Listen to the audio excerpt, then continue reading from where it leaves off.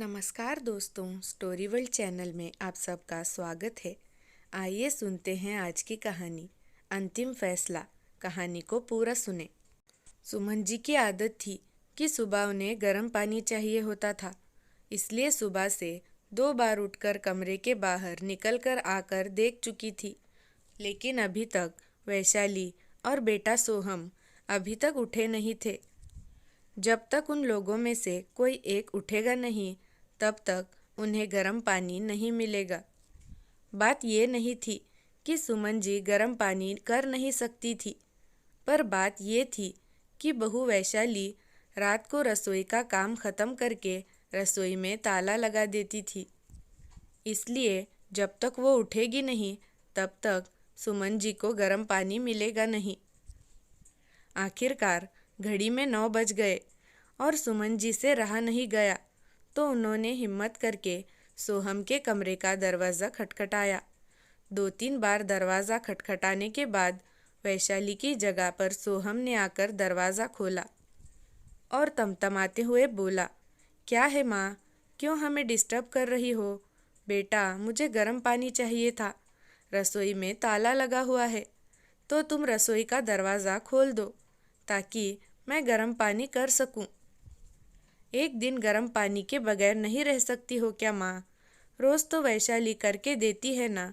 आज संडे था, इसलिए सोचा था कि थोड़ा आराम से उठेंगे, पर आप भी ना। कहते कहते सोहम अंदर कमरे में गया और वैशाली को जगाया। वैशाली भी तिलमिलाते हुए उठी और चाबी लाकर सुमन जी के हाथ में रख दी। अब आप ही खोल दीजिए रसोई का ताला और खुद के लिए गर्म पानी करो, तो हमारे लिए भी चाय बना देना। जल्दी नींद खुलने से सिर दर्द होने लगा है मेरा। कभी कोई सास खुश हुई है क्या अपनी बहू को सोता देखकर?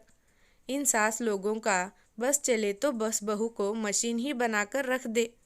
वैशाली बड़बड़ाती हुई वापस जाकर पलंग पर लेट गई। आखिर सुमन जी ने जाकर रसोई का दरवाज़ा खोला, खुद के लिए भी पानी गर्म किया और बेटा बहू के लिए चाय बनाकर उन्हें देकर आई। गर्म पानी लेकर सुमन जी कमरे में आई ही थी कि 5 साल का पोता मनु जाग गया। जगते ही बोला, दादी मेरा दूध। उसे देख सुमन जी मुस्कुराकर बोली, हाँ मेरे बच्चे, अभी लेकर आई।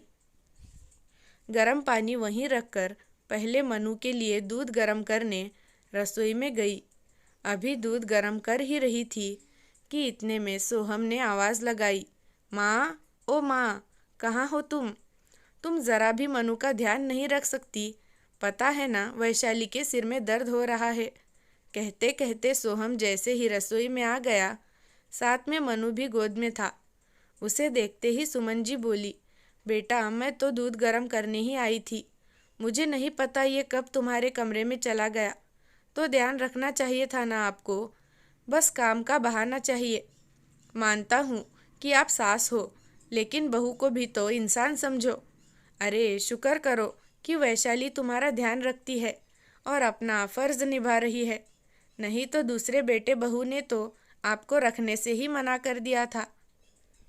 मनु को सुमन जी के पास छोड़कर सोहम वापस अपने कमरे में चला गया। सुमन जी देखती ही रह गई, आंखों में आंसू आ गए। मन ही मन सोचने लगी कि मैं कुछ ना करने पर ही बदनाम हो रही हूँ।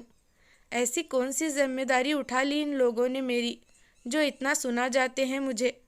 ऐसा सोचकर अपने आंसू पोंछे और मनु और उसका दूध लेकर कमरे में आ गई।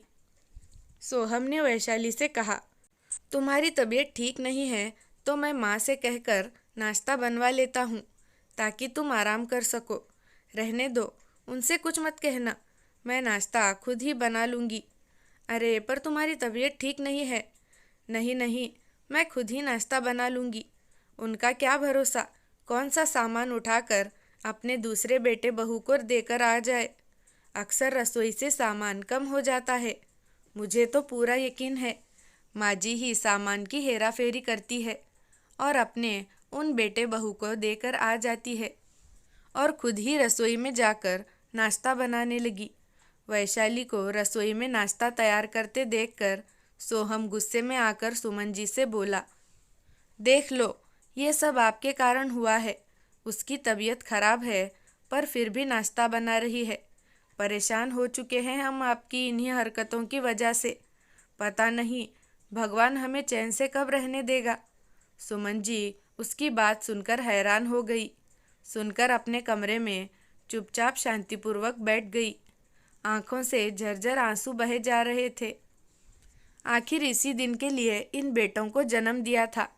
जब शादी के 7 साल बाद मंदिर मंदिर माथा टेकने के बाद 2 जुड़वा बेटे हुए थे तो कितना खुश हुए थे घर में सब लोग। यार दोस्त और रिश्तेदारों ने भी ढेरों बधाइयाँ दी थी। सास तो बार बार बधाइयाँ लिए जा रही थी। अरे 2 बेटों की माँ बनी है, बुढ़ापे में बैठकर राज करेगी। कुछ साल बाद जब पति का देहांत हो गया तभी सुमन जी ने हिम्मत करके अपने दोनों बेटे सोहम और सुहास को संभाला। कितनी परेशानी झेल कर भी इन लोगों को पढ़ाया लिखाया, इतना बड़ा किया, दोनों की शादी कराई। पर उसके बाद सब कुछ बदल गया। दोनों बहुओं की आपस में नहीं बनी। इसी कारणवश बेटों में भी झगड़े होने लगे। आखिरकार दोनों बेटे अलग हो गए। सुमन जी के पति ने 2 मंजिला मकान बनवाया था। ऊपर वाली मंजिल पर सुहास अपने पत्नी के साथ रहने लगा और नीचे वाले मंजिल पर सोहम अपनी पत्नी और सुमन जी के साथ रहने लगा। माँ को रखने को लेकर भी दोनों भाइयों में बहस हुई थी। सुहास ने साफ मना कर दिया कि वो माँ को अपने पास नहीं रखेगा, तो सोहम को अपने पास सुमन जी को रखना पड़ा। सच कहें तो उस समय की बधाइयाँ आज कानों में चुभ रही थी। थोड़ी देर बाद सोहम कमरे में आया और पोहे की प्लेट सुमन जी के सामने टेबल पर रखते हुए या यूं कहे पटकते हुए बोला, लो नाश्ता कर लो। आखिर एक बहू को ही पकड़ रखा है तुमने, दूसरी बहू से तो कोई लेना देना ही नहीं है। सुमन जी को सोहम की बात बहुत बुरी लग रही थी। उन्हें ऐसा लग रहा था जैसे पोहे की प्लेट उन्हें चिढ़ा रही है। ऐसा खाना भी किस काम का जो तिरस्कार करके दिया जाए। आखिर सुमन जी ने उस नाश्ते की प्लेट को हाथ भी नहीं लगाया। आखिरकार सुमन जी ने काफ़ी सोचा और सोच समझकर वो एक आखिर निर्णय पर पहुंची। शाम को सुहास अपनी पत्नी के साथ बाहर कहीं घूमने जा रहा था।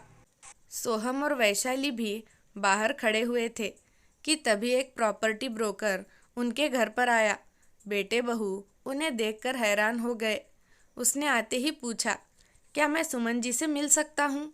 आपको सुमन जी से क्या काम है? हमें बताइए, हम उनके बेटे हैं, सोहम ने कहा। तो उस ब्रोकर ने कहा कि मुझे सुमन जी ने फ़ोन करके बुलाया है। सब एक दूसरे को हैरानी से देखने लगे।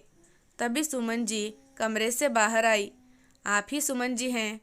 क्या आपने ही मुझे बुलाया था मकान को बेचने की बात करने के लिए? अरे हाँ, मैंने ही आपको फ़ोन किया था। इससे पहले सुमन जी आगे कुछ कहती, सोहम बोला, कौन सा मकान बेच रही हो माँ आप? हमसे पूछे बगैर आप ये निर्णय कैसे ले सकती हो? माँ मकान बेच दोगी तो हम कहाँ जाएंगे? सुहास ने भी कहा, कभी मेरे बारे में भी सोचा तुमने कि मैं कहाँ रहूँगी, कैसे रहूँगी? सुनाने में तुम लोग तो मुझे कोई कसर नहीं छोड़ते हो। मकान तो मेरे पति का बनाया हुआ है, मेरे नाम पर है, फिर किस हक से मकान में हिस्सा मांग रहे हो? पर माँ जी, समस्या क्या है? मकान को बेच दोगी तो आप उन पैसों का करोगी क्या? वैशाली ने कहा, सोच रही हूँ कि वापस गांव चली जाऊँ, जहाँ से ज़िंदगी की शुरुआत हुई थी। वहीं जाकर अपनी ज़िंदगी के आखिरी दिन देखूँ। इसलिए मैं मकान बेचकर गांव में ही ज़मीन खरीद कर रही हूँ और वहीं रहूँगी। फिर हम लोगों का क्या? छोटी बहू ने कहा, मुझे नहीं पता, तुम लोगों के हाथ पैर तो चलते हैं। अपने आप मेहनत करके कमाओ और अपनी प्रॉपर्टी बनाओ, बाकी मुझे नहीं पता। माँ, तुम इतनी स्वार्थी कैसे हो सकती हो? सोहम और सुहास एक साथ बोले, माँ को महानता का चोला मत पहनाओ। जब बेटे स्वार्थी हो सकते हैं, वैसे ही माँ भी स्वार्थी हो सकती है। और तुम जैसे बेटे हो तो माँ ऐसी ही होनी चाहिए। ये मकान मैं बेच रही हूँ और ये मेरा आखिरी फैसला है। तुम लोग अपना बंदोबस्त देख लो। ये कहकर सुमन जी ने उस ब्रोकर को मकान दिखाने ले चली। 1 महीने बाद वो मकान बिक गया और सुमन जी गांव में एक मकान लेकर वहीं रहने लगी। फ्री टाइम वो वहाँ के बच्चों को पढ़ाती थी और गांव के शांत वातावरण में अपनी ज़िंदगी जीती थी। तो दोस्तों, माँ ने आज सही किया या गलत कमेंट करके ज़रूर बताना, और आपको कहानी कैसी लगी वो भी कमेंट में ज़रूर बताना। धन्यवाद।